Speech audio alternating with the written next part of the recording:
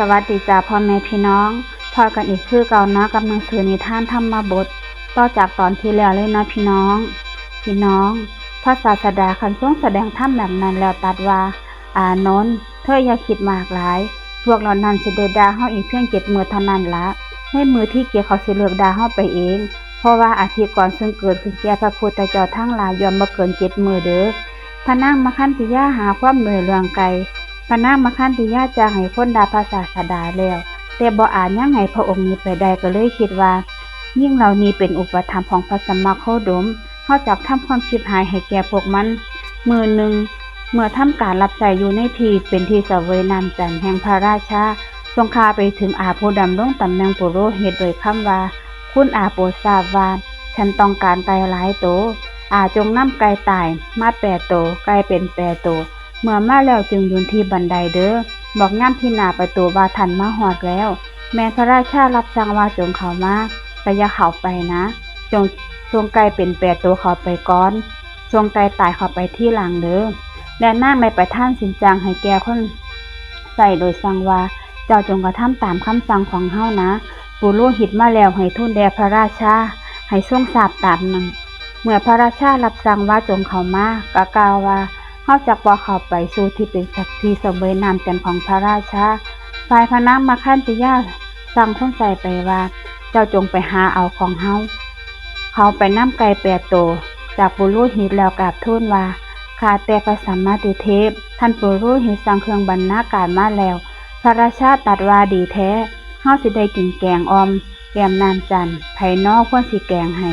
พระนางมคันธิยาได้โอกาสกราบทูลว่าข้าแต่มหาราช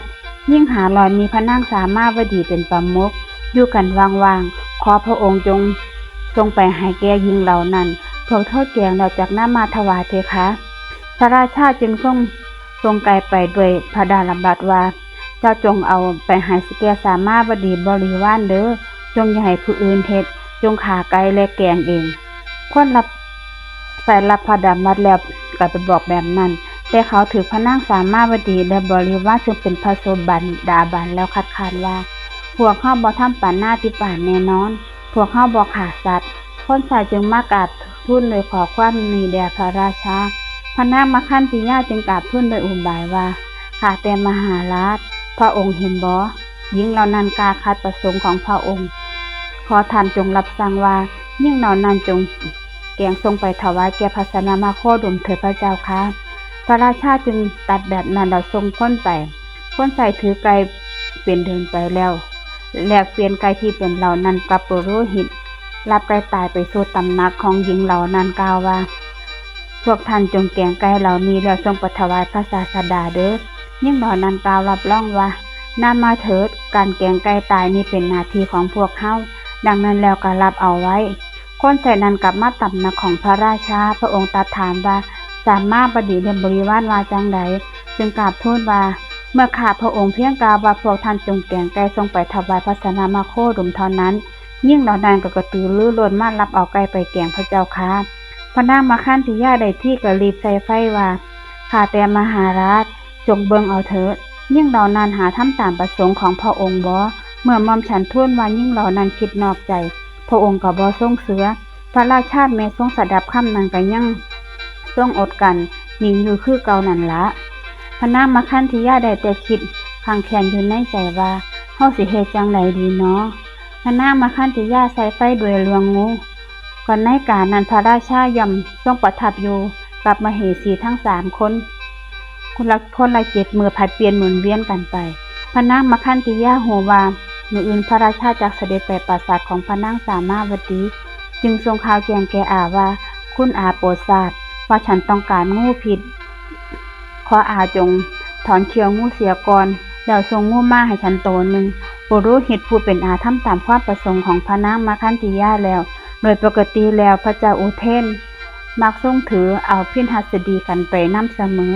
ในเมื่อหลังพิณนั้นมีซองหนึ่งพระนางมคันธิยาขังงูพิษไว้ซองนั้นแล้วปิดซองเสียด้วยดอกไม้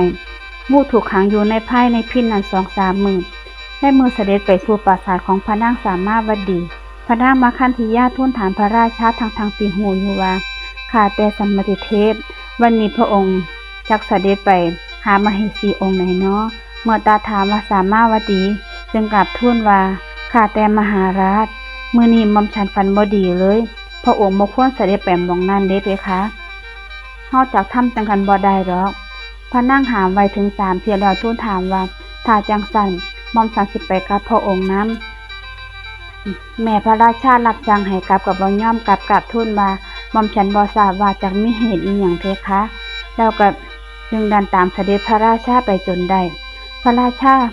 ทรงผ่าดอกไม้ของหอมและเครื่องอาภรณ์ซึ่งหมู่หญิงร่วมทั้งพระนางสามาวดีจัดถวายเสวยโภชนาอย่างดีวางพิณใบเบื้องบนพระเศียร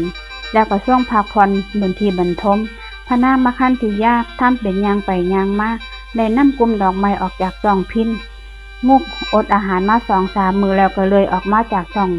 นั่นพ่นพิษแผ่พงานเลื่อนไปบนแผ่นบรรทมแล้วพระนางมคันธิยาเห็นงูนั้นก็แกล้งจิตร้องขึ้นมาว่ากรีดดังๆว่างูเพคะแล้วก็เสแสร้งแกล้งด่าพระราชาญาติหญิงเหล่านั้นว่าพระเจ้าแผ่นดินโง่องค์นี้บ่มีวาสนาบ่ฟังคำเว้าของเฮาแม่นอีหญิงพวกนี้ก็เป็นคนชั่วร้ายพวกมันบ่ได้อิหยังตามความประสงค์จากพระองค์หรือพวกเจ้าเมื่อพระเจ้าแผ่นดินพระองค์นี้สวรรคตแล้วอยากอยู่สบายหรือเมื่อพระเจ้าแผ่นดินยังทรงพระชนอยู่พวกเจ้าเป็นอยู่ลำบากบ่เฮาสังหรณ์ใจแล้วพระองค์เอ๋ยพระองค์บ่ทรงฟังของความของหม่อมฉันผู้วิงวอนว่าบ่ควรเสด็จมาปราสาทของพระนางสามาวดีแต่พระองค์ก็ยังดื้อรั้นสิมาเนาะพระเจ้าอูเทนลงโทษพระนางสามาวดีพระราชาทอดพระเนตรเห็นงูก็ทรงสัตว์ดุงพระหฤทัยแล้วต่อมามรณภัยทรงพิโรธว่ายิ่งเหล่านี้ทำกับเฮาถึงป่านนี้บ่เฮาก็ซัวซาบ่เชื่อคำของนางมคันธิยาผู้หำบอกถึงความชั่วร้ายของหญิงพวกนี้ครั้งก่อนมัน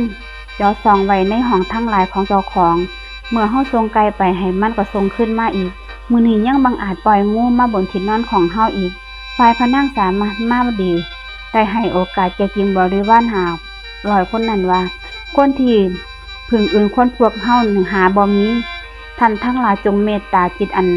สม่ำเสมอให้เป็นไปในพระราชาผู้เป็นจอมแห่งนรชนในพระมเหสีมคันธิยาและในตนเองท่านทั้งหลายอย่าโกรธเกลียดผู้ใดเลยพระราชาทรงถือธนูขึ้นตายแล้วพาดลูกศรอาบยาพิษรับสั่งให้จับพระนางสามาวดีไว้ณเบื้องหน้าให้ยิ่งเหล่านั้นทุกคนยืนตามลำดับกันแล้วจึงปล่อยลูกศรไปที่พระโอรสของพระนางสามาวดีลูกศรนั้นกับพุ่งย้อนมาสู่พระองค์ประดุจสิเข้าไปสู่พระหฤทัยของพระองค์เองแล้วหยุดอยู่ด้วยเมตตาอานุภาพของพระนางสามาวดีนั้นพระราชาทรงพระดำริว่าลูกศรที่เฮายิงไปย่อมแทงทะลุไปได้แม่ศิลามันบ่ได้กระทบกับอีหยังเลยแต่กับพุ่งย้อนกลับมาสู่หัวใจของเฮาลูกศรนี้บ่มีจิตบ่แม่นสัตว์บ่แม่นของมีชีวิตยังฮู้จักคุณความดีของนางสามาวดีโตเฮาเองหาฮู้คุณบ่พระเจ้าอูเทนประทานพรแก่พระนางสามาวดีเท่าถิ่มธนูเสียบทรงประคองอัญเชลีสุดพระองค์เองคุกเข้าแทบบาทของพระนางสามาวดีตัดว่าเฮาฟันเฟือนเลือนเรื่องติดทั้งปวงย่อมมืดมนแก่เฮา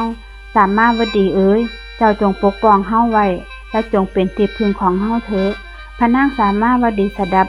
ฟาดามบัดของเฒ่าเธอแล้วก็มีได้กราบทูลว่าดีแล้วสมติเทพพระองค์ทรงมีหม่อมฉันเป็นที่พึ่งเถิดแต่กราบทูลว่าข้าแต่มหาราชหม่อมฉันถึงผู้ใดว่าเป็นที่พึ่งแม้พระองค์ก็จงเป็นผู้ที่ดูแลว่าเป็นที่พึ่งเถิดพระนางสามาวดีผู้เป็นสาวิกาของพระสัมมาสัมพุทธเจ้าคันกล่าวคำนี้แล้วก็กราบทูลว่าพระองค์อย่าทรงถือหม่อมฉันเป็นที่พึ่งเลยหม่อมฉันถือเอาผู้ใดว่าเป็นที่พึ่งหรือข้าแต่มหาราชผู้นั้นคือพระพุทธเจ้าพระองค์เป็นผู้ยอดเยี่ยมขอพระองค์ทรงถือเอาพระพุทธเจ้าพระองค์นั้นเป็นที่พึ่งโดยเถิดทรงเป็นที่พึ่งของหม่อมฉันโดยเถิดเพคะพระเจ้าโอเทนจึงตรัสว่าถ้าจังสันเฮาขอยึดถือเอาเจ้าและพระศาสดาว่าเป็นที่พึ่งและเฮาสิให้พรแก่เจ้าเท่าเธอเสด็จเข้าไปขอพระศาสดาทรงถือเอาพระพุทธเจ้าเป็นสารณาแล้วทรงนิมนต์มาที่พระราชวังถวายท่านแด่ภิกษุสงฆ์ตลอด7 มื้อ ทรงรับสั่งเรียกพระนางสามาวดีมาตรัสว่าเจ้าจงลุกขึ้นรับพรพระนางสามาวดีกราบทูลว่าข้าแต่มหาราชหม่อมฉันว่ามีความต้องการโดยสิ่งของทั้งหลายแต่ขอพระองค์พระราชทาน